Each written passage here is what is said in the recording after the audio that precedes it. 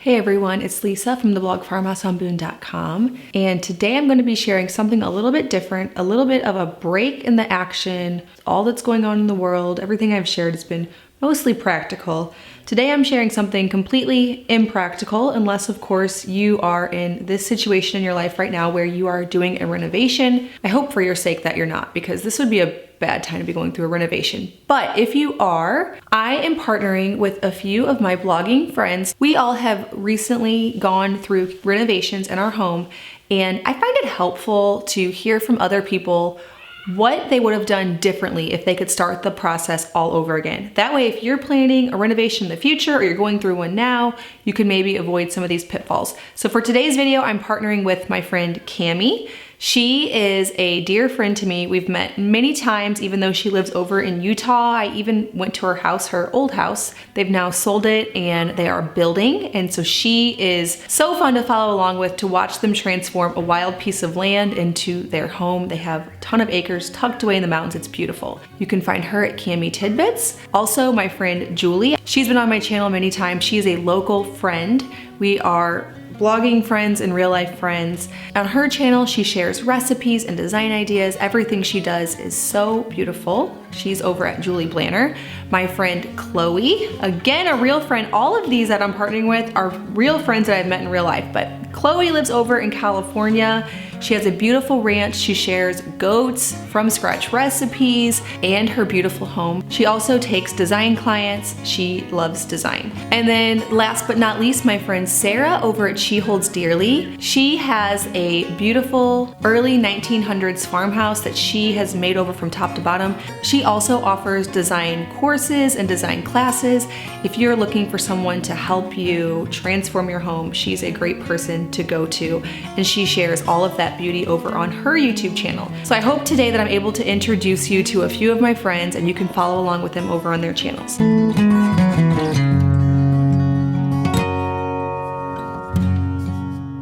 All right, so for my kitchen and my kitchen regrets, I actually had sort of a hard time with this one. Whenever they asked me to join in on this collaboration, I said, yes, sign me up. I'd love to collaborate with you ladies because it's always fun. But then I got to thinking, I don't really regret much about this kitchen. I love how it turned out. I feel like it suits us perfectly. It suits the home really well. But after thinking for a little while, I could come up with a few things. Again, nothing I'm losing sleep over. I asked Luke what he thought, because I thought maybe, you're living in this kitchen too. What are some things that you might regret? And he said, well, the one biggest thing is poor planning and it taking too long. And that is true. So we ripped out this kitchen in June, last summer, with full intentions of getting it all put back together in just a month or two. I had my design plans all drawn up. I had a contractor on deck. But there were a few things I didn't have. One, I didn't have the original quote for what this entire thing would cost. I had a fairly large number in my head, but after the first quote, I realized that it was double what I thought. And so we assumed that we had everything all buttoned up and ready to go, but really I should have gotten at least 2 or 3 quotes instead of ripping the kitchen out and then hoping that it would all be within the budget. So I ended up getting another quote, and then I ended up going back with the original contractor. We did a few things DIY that we didn't think that we would do. The long story short is that the process got drawn out way too long, and we didn't even have this kitchen put back together until a little bit after Christmas. By January 1st, it was all in, but that is 6 months with no sink.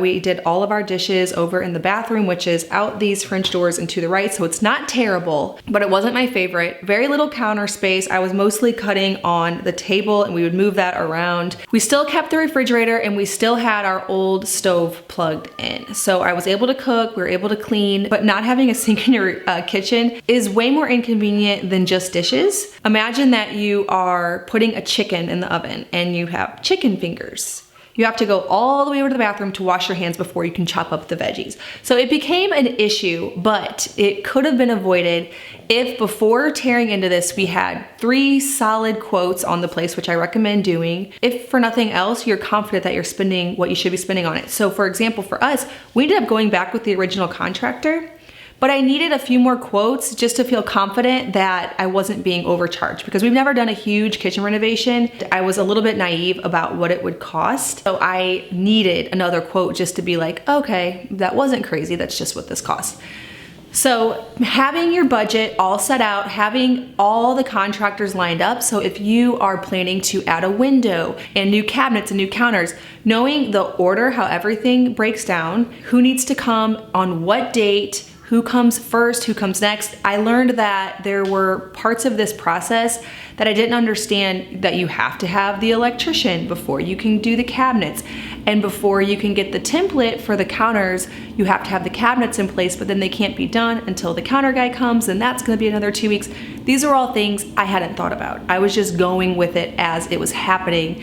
And instead, I'd recommend, if you're gonna do a massive renovation like that, treating it more like a house build, where you have all of the people lined up, you know who's coming on what date, what it's going to cost, and it's all set out, all planned out. And that's a way that you can avoid having no kitchen sink for 6 months.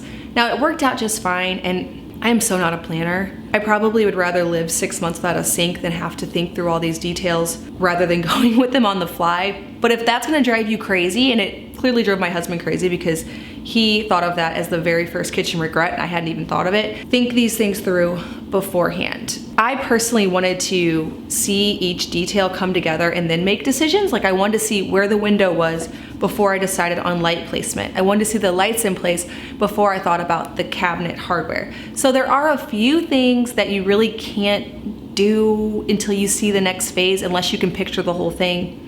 But as much as you can plan out beforehand, the less time it's gonna take. The second regret I have is not fixing the floors properly. We sold our house and we bought this house all on the same day. So we had nowhere to go with our stuff. We had everything in the back of a horse trailer that we borrowed from my parents. We had the floor guys here because we wanted to refinish every floor in this house before we moved in. Well, there was snowstorms, everything was delayed, it was in January. What I thought would take maybe like 3 or 4 days of being out of the house, we were out of the house for 3 weeks. And when it came to the kitchen, it was very obvious that the horizontal floors met vertical floors and they dipped down. And the floor guy told me that he could run horizontal floors all the way over and they would line up because of the way that the floor dips. But I was in such a hurry to get in this house, I said, no, just sand them and we'll just move in like this. If we wanna fix them later, we can.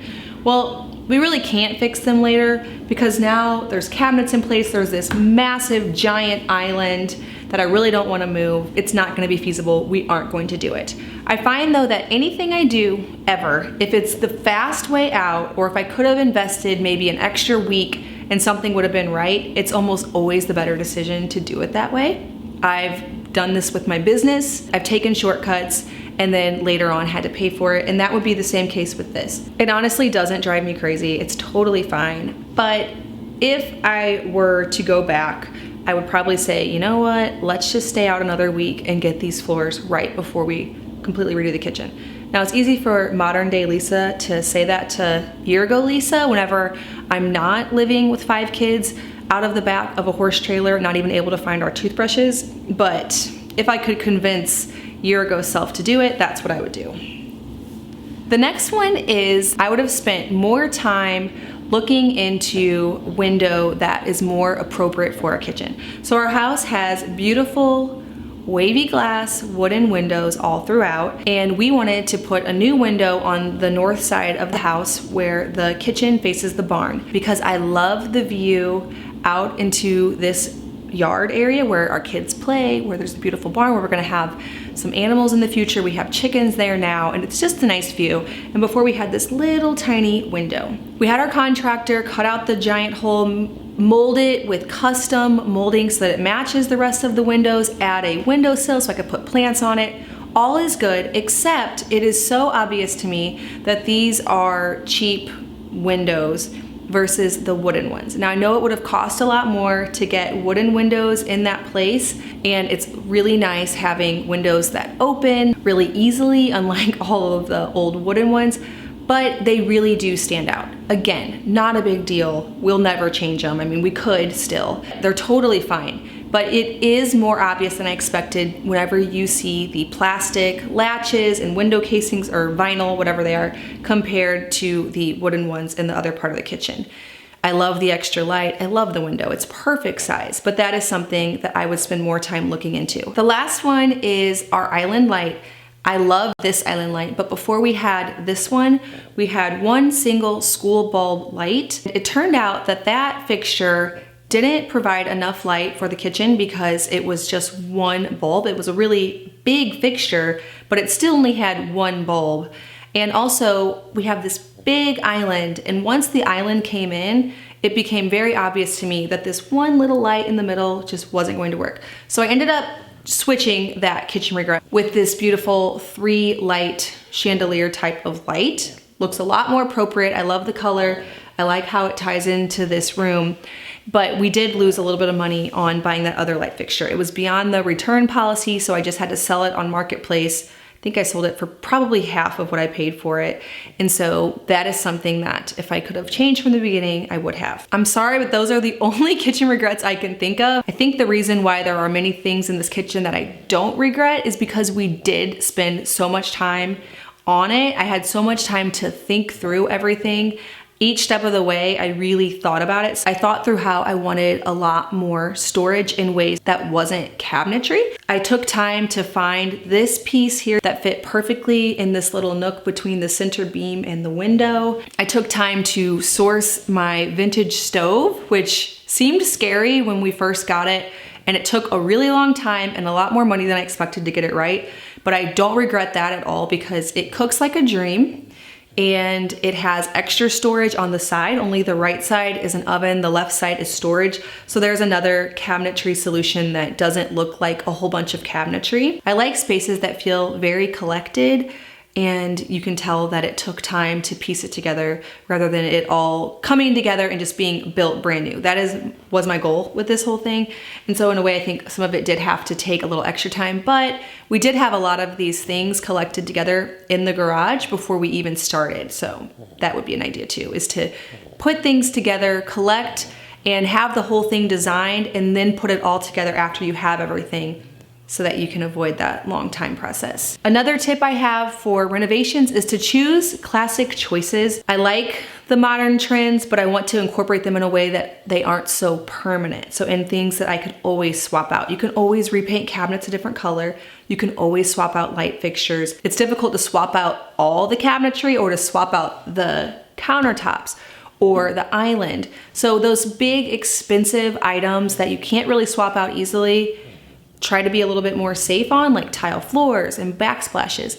But things that can be swapped out easily, go trendy. All right, well, thank you so much for watching this video. Let me know in the comments below if you have any tips for anyone who's doing a renovation, if there's anything that you did in your renovation that you wish you would have done differently. It'll be helpful if someone is embarking on this journey to not waste time and money. Also, stop by Chloe, Julie, Cami, and Sarah's channels and check out what they regret in their kitchen renovations. Hopefully gain some insight and some inspiration in their beautiful, beautiful homes. They are all some very talented ladies, and I cannot wait to go watch their videos as well and hear about their kitchen renovation experiences. All right, well, thank you so much for watching this video. If you are brand new to my channel, please hit that subscribe button. I make 2 new videos every week on food from scratch, natural living, and a handmade home. Thank you so much for stopping by the farmhouse.